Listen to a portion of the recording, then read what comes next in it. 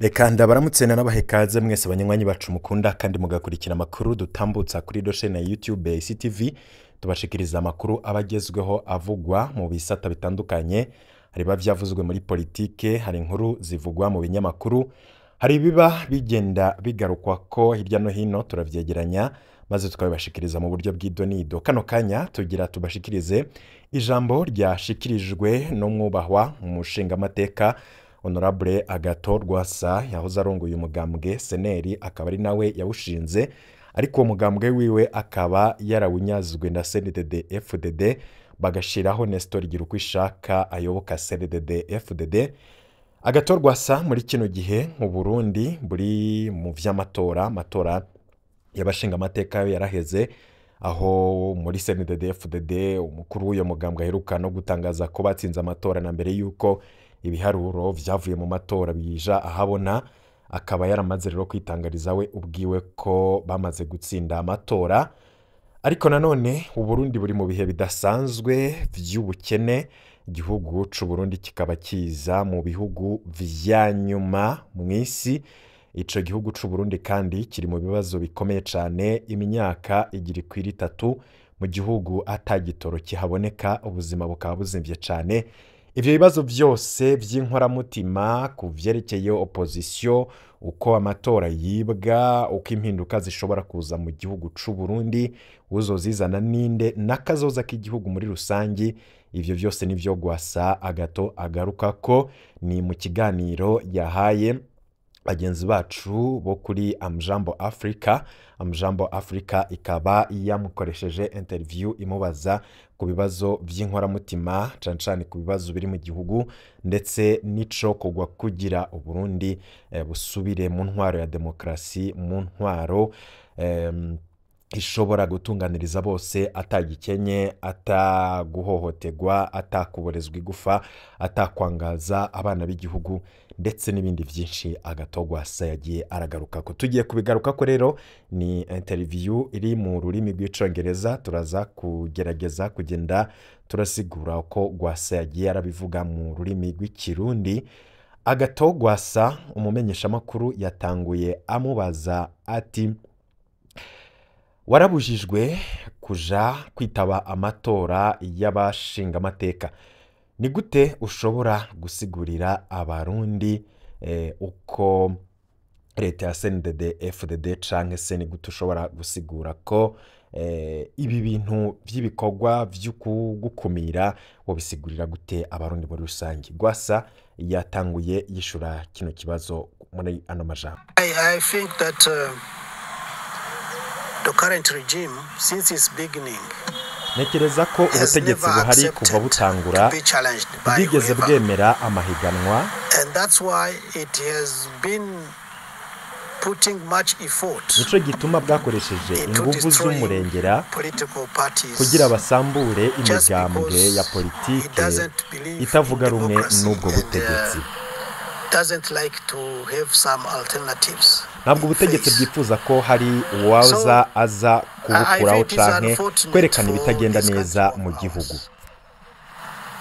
That the regime which failed at least to meet the needs of its population. N'ubutegetsi bwananiwe no gutunganiriza abanyagihugu, aho ibintu byose vyabaye ingorane kuvuga ubutegetsi bushitse ku butegetsi. Misleading the country, if I can just use this word, because this country is sinking.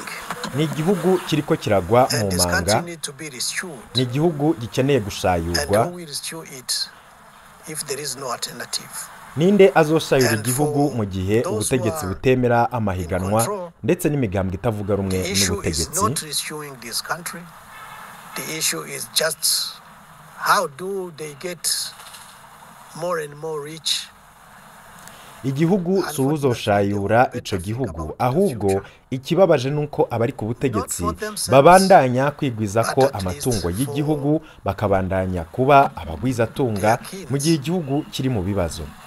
Their sons and daughters and granddaughters and grandsons ubutegetsi buhari ntibwiyumvira ku bibazo biri mu gihugu kandi bategerezwa kuraba kazoza k'igihugu bakiyumvira uko abana babo bazobaho muri kazoza ntibirabeho bonyene ubwabo.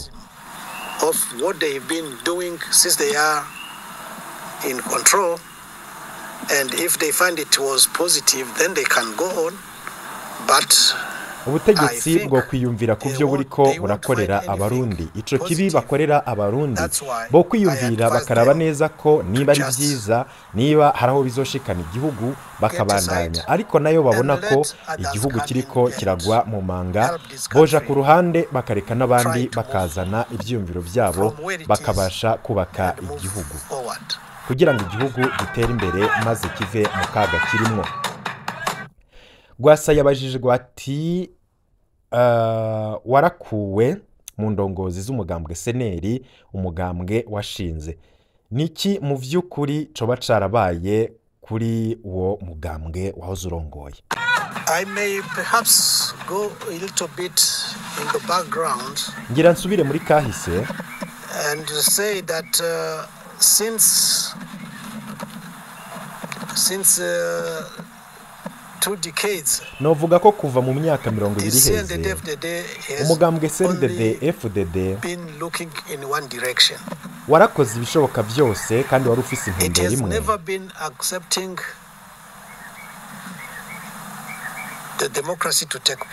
Ni intumbero yo kuba umugambwe CNDD-FDD utarigeze wemera intwaro rusangi. Ni umugambwe kandi wifuza kuguma ku butegetsi kandi ataco uri kurakorera abarundi.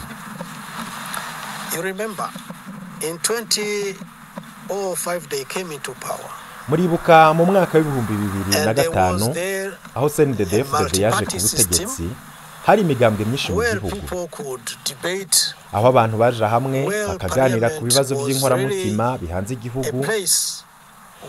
Inama nshingamateka hari ahantu ho kuganirira bagahanahana ivyiyumviro ku bibazo bihanze igihugu.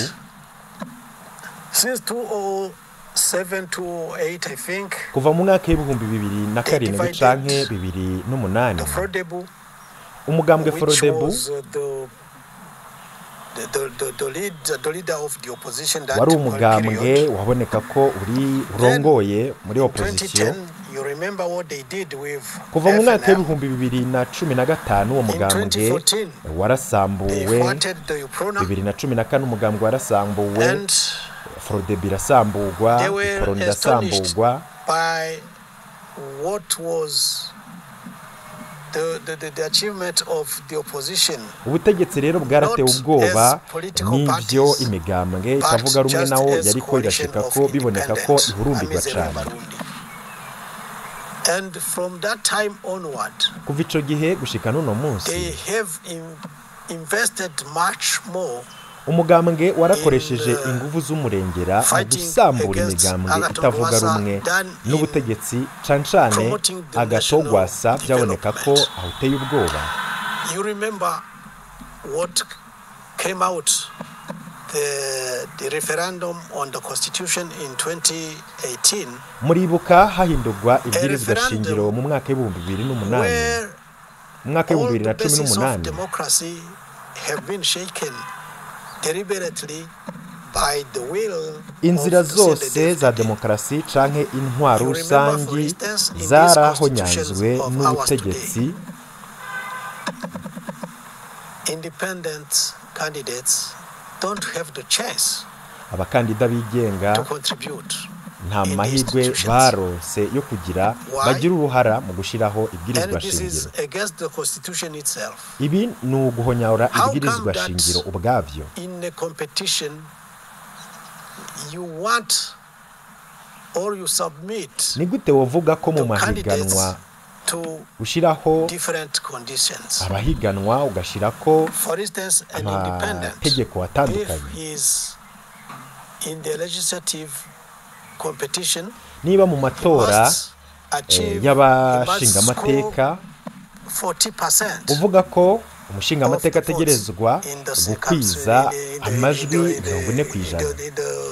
In the constituency, for instance, while for political parties mu gihe umugambwe it just required wo 2% utegerezwa nationwide. kugira 2% Now, one gusa can mu gihugu just cyose. imagine Ibi bintu biratangaje. an individual, you want Iyumvire him nawe more umuntu than umwe you want ategerezwa kugira four amajwi people 40% allied together.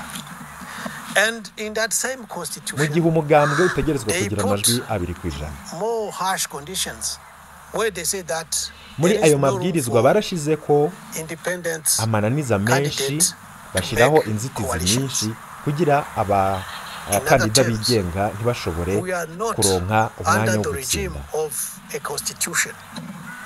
We are just under a regime of something they pretend to be a constitution. Biraboneka ko turi mu butegetsi budakurikiza amategeko, nubwo bo bavuga ko ari ikintu bita ubwirizwa shingiro, ariko bo mu by'ukuri barayahonyora. Ibwirizwa shingiro ni ikintu gikomeye kiri hejuru y'ayandi mategeko yose, ariko iri bwirizwa shingiro ryarahonyanzwe n'ubutegetsi buhari.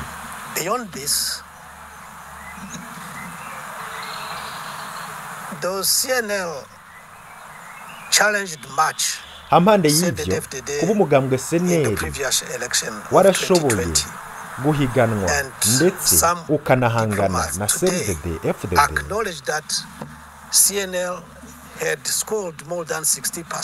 byaratumye babona ko umugambwe seneri umwanya n'umwanya ushobora gutsinda amatora, kandi mwaranabibonye mu matora umugambwe seneri waratsinze 60%. Now, for CNDD-FDD, it wasn't their intention to let alternative CNDD-FDD ntigeze yemera amahiganwa. CNDD-FDD ntigeze yemera ko hari uwundi mugambwe woza atari CNDD-FDD. That's why they manipulated some of the leaders of CNL. Nico catumye bakoresha bamwe mu ndongozi za seneri, banabemerera ko bazobaha ibicanke biriya. The police, intelligence and the bakoresha inzego z'umutekano, iperereza ndetse n'iz'ubutungane kugira batumize ko ikoraniro kaminuza ry'umugambwe seneri.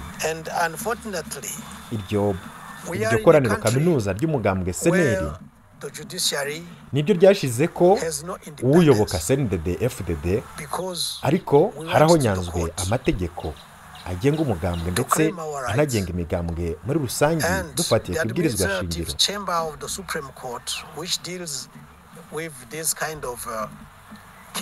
Sentare yubahirizwa ibwirizwa shingiro yari ifise iminsi 60 gusa kugira itangaze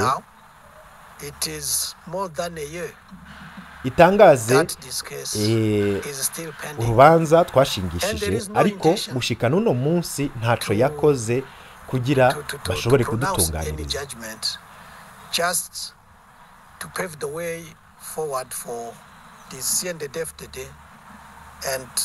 Ibyo byose byakozwe kugira umugambwe CNDD-FDD ubandanye kwiganza mu gihugu, kandi abari wo wonyene ushobora kugira ijambo mu gihugu. Whatever else is in place as institution in this country. It's a pity. Birateye agahinda kubona inama nshingamateka na nkenguzamateka ataco bishobora gukora muri rusange.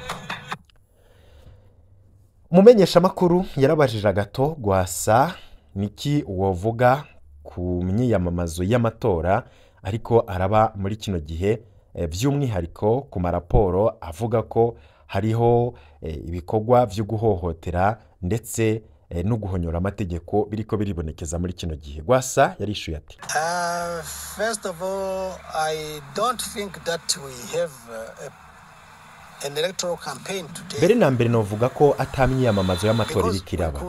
Speak about political or electoral campaign. Kubera kuvuze ko hari imyiyamamazo y'amatora, any kind of competition. Ni mu gihe uvuga ko hari amahiganwa ari karaba.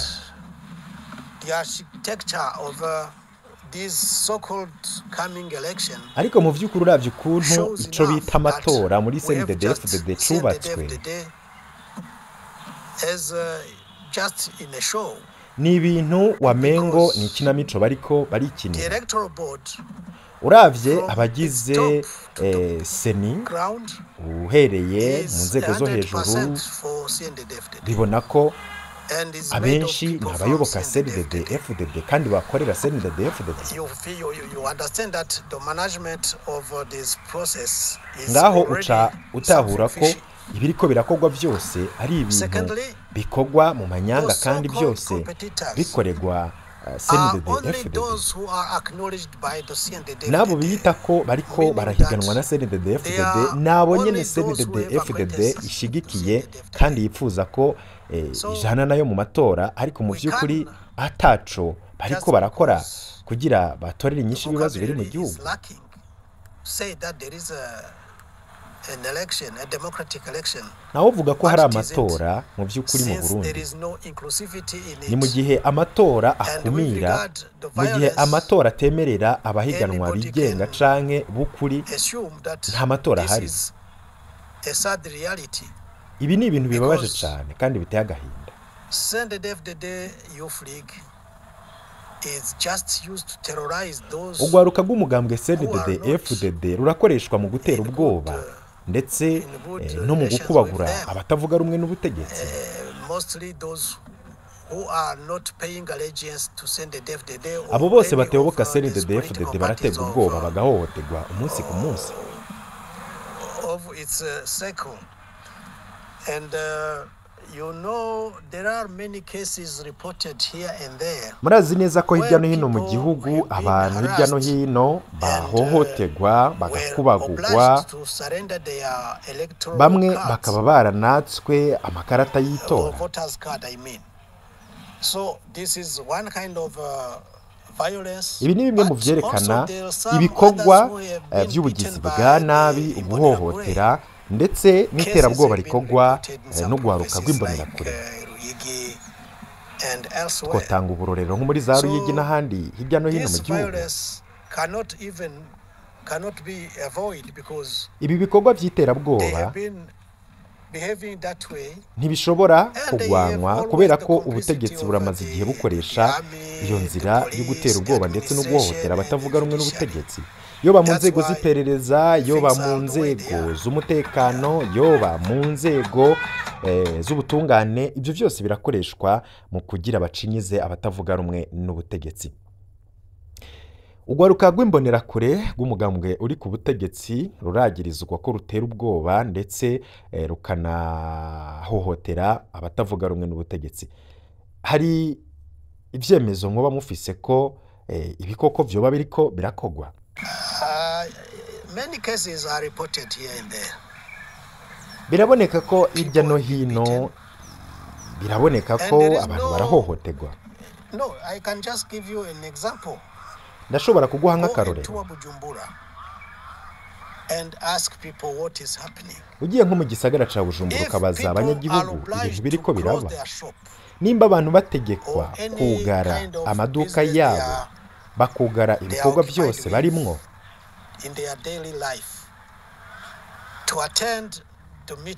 ibyo bakabikora basabwa kuja kwitaba imyiyamamazo ya CNDD-FDD, ese ibintu wavuga ko ari igikenye? Singaha muri Bujumbura gusa, imigambwe itandukanye idashigikiye CNDD-FDD twama twumvishije ibikorerwa abanywanyi babo bahohoterwa, bakubagurwa. Urashobora no kumviriza ibivugwa ku maradiyo ari mu gihugu.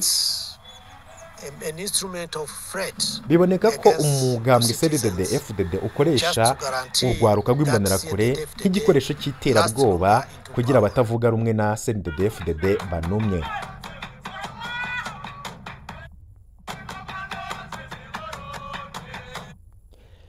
Mu gihe hari ugukumira kudasanzwe, niki canke uracibona nk'umuntu afise uruhara rukomeye muri politike y'u Burundi? Ese ubona ko hazoba umwanya wa demokrasi canke vyoba vyaraheze kuri wewe uracabona ko hazoza mu Burundi intwaro ibereye canke kuri wowe vyoba vyaraheze? No, I think the political space has been narrowed for every Burundian. Turabibona ko urubuga rwa politike rwarugawe ku Barundi bose. I think many Burundians are all in this situation. Abarundi bose barabohewe amaboko imugongo, nta murundi yorohewe. The political parties themselves, ibimenyesha makuru, migambwe ndetse n'andi mashirahamwe atandukanye. But we have to measure our strengths. Ariko dutegerezwa kuraba aho dufise inkomezi ndetse n'ibibazo bihari mu gihugu. Dutegerezwa gukoresha bino bibazo turimwo nk'akaryo keza ko gutorera inyishu ibibazo biri mu gihugu. Kubera ko ibibazo biri mu gihugu birateye ubwoba, ubukungu, ubutunzi bw'igihugu, agateka kazina muntu. Today we are even involved in what is happening in Congo. Uno munsi twarisanze no mu bibazo bya Congo. That can befall on us. So I think that it is very advisable. Ndabona ko mu by'ukuri mu Burundi hakenewe ibiganiro byo bari ku butegetsi ndetse n'abandi bose kugira batorere umuti ibibazo biri mu gihugu cy'u Burundi. Because if we fail to do this, this country can literally become likely other countries where situations has gone very, very wrong. Tudakoze ibi igihugu kirashobora kuzokwisanga mu kaga gakomeye nk'uko vyaragiye biraba mu bindi bihugu. Twagiye twumva ibintu vyagiye biraja irudubi, ariko ibihugu ugasanga biri mu kaga gakomeye. No hamagarira abarundi bose kuja hamwe kugira batorere hamwe ibibazo bihanze u Burundi.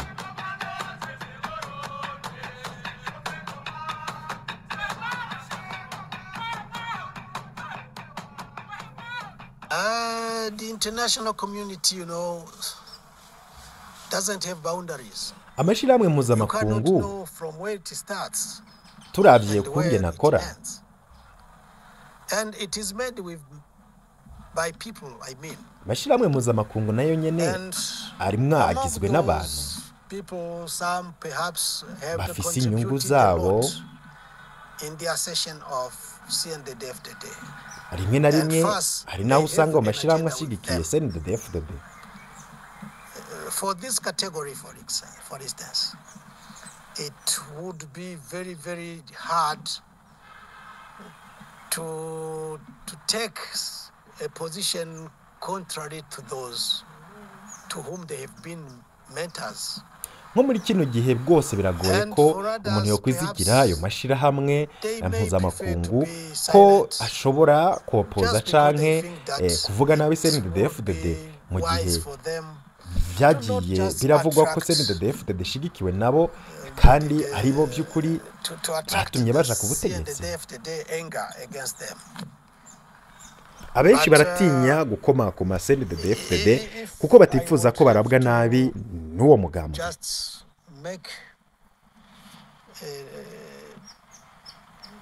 To deduct from all of this, I would say this position of the international community is what it is. Ibi by'amashirahamwe mpuzamakungu murabizi birafise uko bikora, ariko twe tworaba ninde ariko arahasinzikarira, ninde ariko aragwa mu nkorero.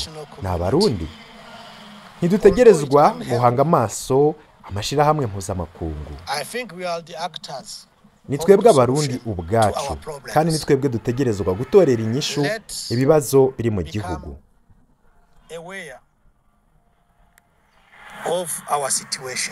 Ni twebwe tuzi ibibazo turimo, kandi ni twebwe dutegerezwa kubitorera inyishu n'ukuntu twobivamwo.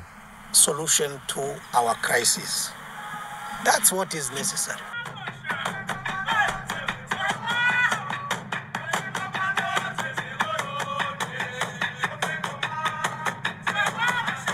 Agatogwasa hari abakwagiriza ko wananiwe gushira hamwe opposition.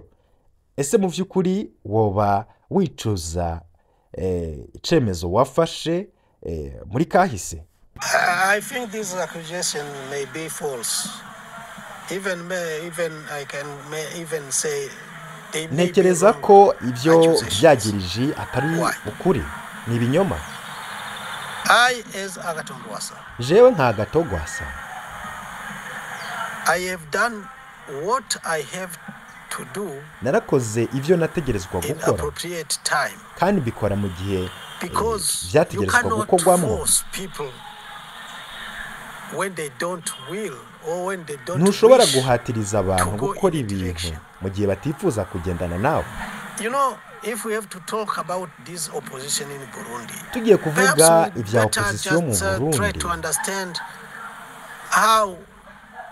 what is the genesis of this wobanza different gutahura organizations. neza ico opposition Some isiguye. may just gone into politics because they were attracted by Hari abagiye some kind of muri opportunities politike kubera inyungu due to babibonamwo the circumstances of that period. bivanye n'igihe barimwo. Just to give you a few examples. Ndashobora kuguha nk'uburorero. When Burundi recovered with multipartyism in 1992, for instance, Nko mu 1992 it Uburundi bwari could bufise imigambwe guarantee myinshi. the one who was the leader of a political party to get from the government Muri ico gihe a uwategerezwa 4x4 kurongora umugambwe yategerezwa gushirwako period, n'ubutegetsi. what was very very trending Muri ico gihe in this category of cars, it was the Pajero. haravugwa Mitsubishi cane Pajero. ko imodoka So, y'ipajero One who went into politics, umuntu yategerezwa because kuja muri politike there was wese an opportunity to get a Mitsubishi Pajero vyaramuha in the 80s, by the end of- amahigwe in yo the- kuronka in the iyo beginning of the modokari 90s. y'ipajero. For him, Yari if he igezweho have got cane. that Pajero that time, do you think the situation of that time is the same with the one we Abantu are in benshi baraja today? muri politike kubera iyo mpamvu. After the Arusha agreement, Inyuma y'amasezerano in the y'Arusha transitional period, mu gihe hari it kuhererekanya would be an ubutegetsi, opportunity for a leader of a political party byari akaryo keza to be member of cabinet. ku barongoye For that imigambwe itavuga rumwe n'ubutegetsi kuja muri The one leta. who came in and got that opportunity Uwaje akaronka ayo and mahigwe have got some favors from this regime of CNDD-FDD. abenshi Do barakoreshejwe you na think CNDD-FDD that kandi this one is baronswa willing amahigwe na to CNDD-FDD? be struggling in terms of building up alternative of CNDD-FDD? None abo bantu bashizweho na I don't CNDD-FDD wiyumvira ko aribo bazosha Some kuyigwanya others canke bagashigikira ko haba maybe abandi baza in, ku butegetsi atari politics. CNDD-FDD? And may have their acquaintances. They may think that after all they are the grandfathers of CNDD-FDD, and for that Abenshi muri abo barafise inyungu baza kurorera muri politike. Hari abiyumvira ko aribo CNDD-FDD bakomotse kuri CNDD-FDD, bakiyumvira ko badashobora kugwanya uwo mugambwe CNDD-FDD bivanye n'inyungu bawubonamwo. politicians. So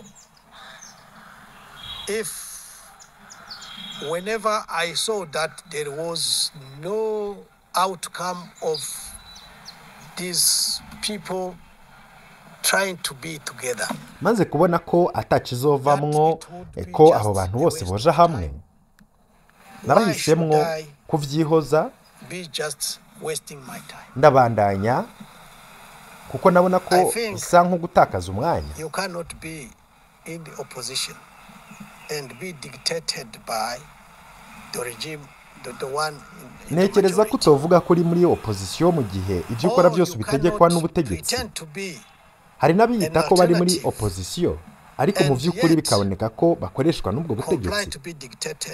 Ni gute uvuga ko ugombera cyangwa urondera impinduka ariko ukemera gukoreshwa n'ubutegetsi? Nabonye ko ntobandanya kugendana n'abantu tutabona ibintu kumwe kandi biboneka ko bafise izindi nyungu baje kurondera muri politiki. Woba warigeze kwegerwa canke ugashigwa ko gitutu kugira ureke ivya politike? Iterabwoba rirahari, ariko nka jewe ico nshize imbere ni ukugira uruhara mu mpinduka ndetse no kurondera umuti w'ibibazo biri mu gihugu. Nifuza ko Uburundi bwacu bwogira amahoro. Nifuza kubona Uburundi buba igihugu c'abarundi bose, kandi ndifuza ko kandi nzobiharanira ko Uburundi buzoba igihugu ciza,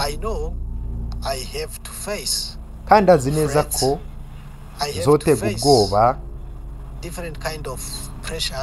ndetse n'izindi ngorane zitandukanye, ariko sinzigera nshika intege canke ngo mpebe ico natanze.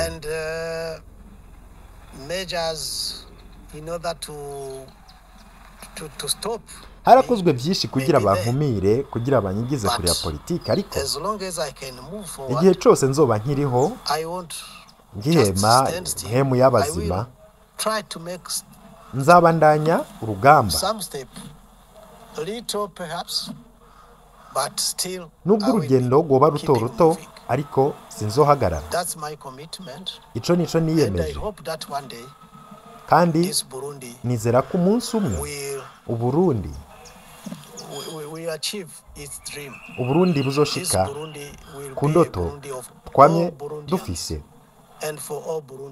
kandi Uburundi bwa bose, Uburundi aho Umurundi wese yishira akizana. Enjoy dignity of being human, being Burundians, or being just human, because Burundi cannot just be where Burundians live. People from elsewhere must have the right to live in Burundi. Abarundi bose bazokwishimira kuba mu gihugu cabo, ndetse n'abandi bava mu bihugu bitandukanye, aho umuntu azoza mu Burundi azokwishimira kuba ari mu Burundi.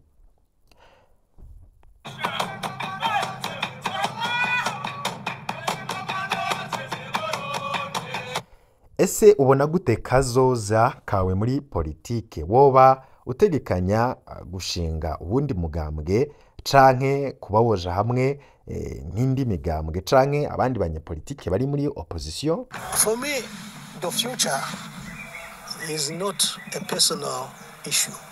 Kuri jewe kazoza si kibazo c'umuntu. The future is a national issue. Kazoza That's why I plead for a national conference in order to hategerezwa kubaho ikoraniro kaminuza rihurikiyemwo abarundi bose kugira basayure kino gihugu. To be understood by each and everyone.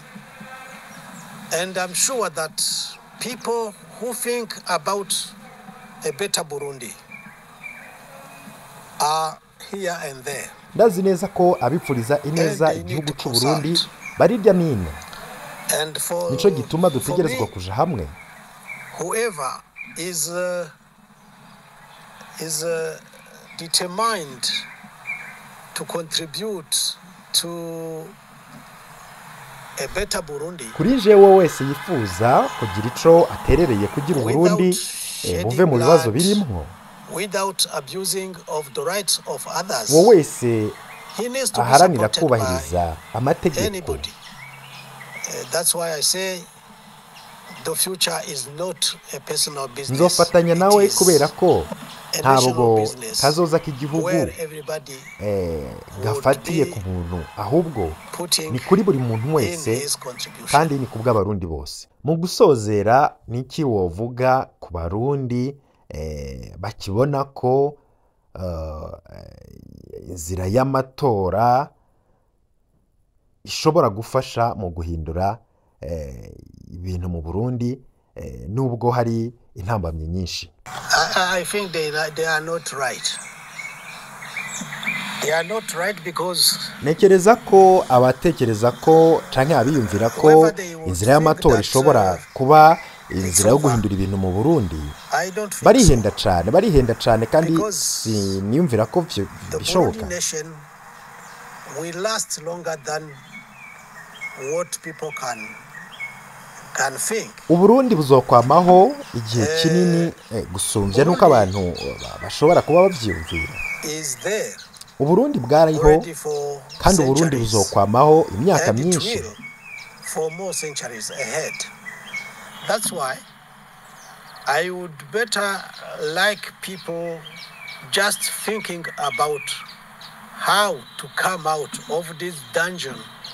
Nosaba abantu kwiyumvira akaga Uburundi burimwo, bakiyumvira ku bibazo ubutegetsi buriho bwabashizemwo, bakiyumvira n'ukuntu bohindura ivyo bintu byashizweho n'ubutegetsi, aho hari abantu nibo kwiyumvira ko kuba umuntu ava mu ntara kanaka canke abantu akagwi k'abantu kakishiraho amategeko kandi ako kagwi kakabohera amaboko imugongo abantu. Ikigira kabiri, to analyze deeply this society. Abantu boraba kure bakabona better alternatives ibihe igihugu kirimwo, maze bakarondera n'umuti w'ukuntu igihugu cova mu kaga kirimwo. Nico gituma nifuza ko hoba ikoraniro kaminuza Abarundi bose bakaja hamwe. Naranabivuze imbere y'umushikiranganje wa mbere mu gihe yaraje mu nama nshingamateka.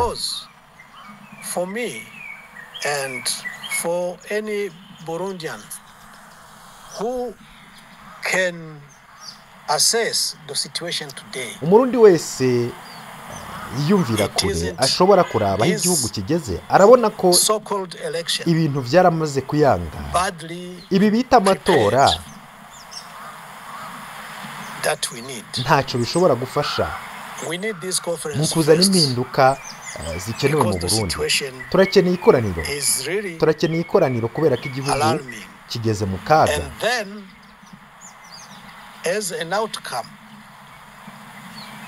Ibizova muri iryo koraniro nivyo bizoshingirwaho mu kwemeza ivy'amatora, ndetse igihugu kigahabwa umurongo no kumenya amatora Uburundi bukeneye by'ukuri ameza ate.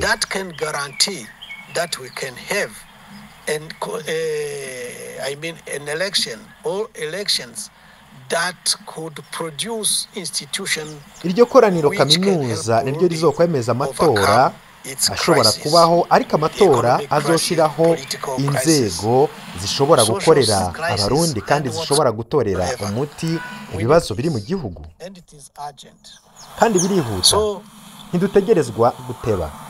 I think it is a call I make. It is a plea I am expressing.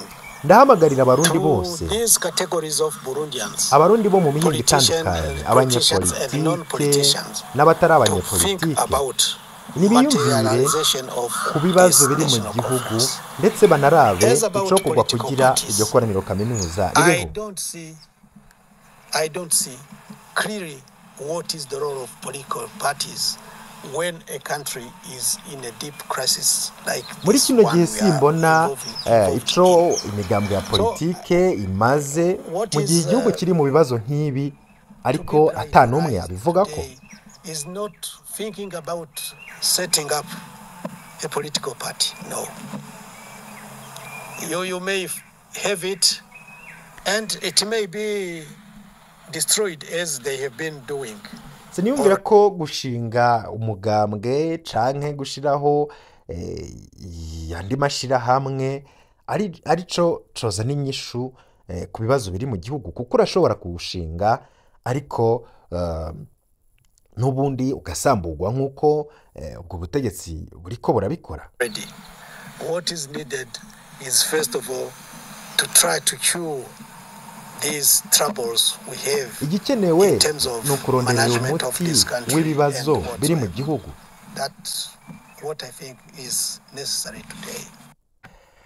Ngico ikiganiro Rwasa yahaye bagenzi bacu bo kuri Amjambo Africa, bakaba rero bamubajije ibibazo bitandukanye cane nk'uko mwagiye murabikurikira. Rwasa rero akaba ari uko abibona, tukaba twashimye kubashikiriza rino jambo rya Rwasa kuko ririmo ibitari bike. Tukaba rero tunashimira cane bagenzi bacu bo kuri Amjambo Africa bagize akigoro ndetse bakagerageza kuvugisha Rwasa. Namwebwe rero mwadukurikiye tukaba tubashimira cane. Ibihe byiza kuri mwese mu kanya, nk'uko mubizi twama tubashikiriza amakuru atandukanye.